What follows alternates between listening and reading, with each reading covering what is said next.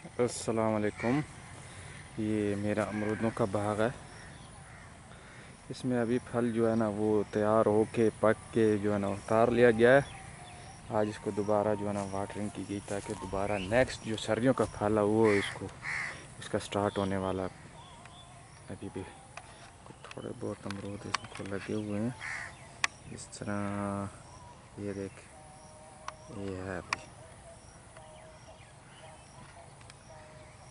इसकी सबसे जो खासियत है वो ये है कि इसको मैं ना खाद देता हूँ ना इस पे स्प्रे मैंने की। ये बिल्कुल ही साफ़ सुथरा जो कहते हैं देसी टाइप है। कोई इसमें केमिकल वगैरह का इस्तेमाल नहीं, कोई पेस्टिसाइड नहीं हुआ।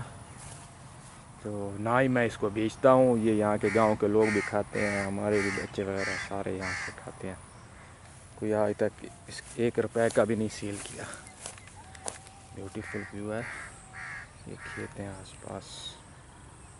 सूरज भी ग़रूब होने के करीब है। Let's see, take a view of sun. वाह।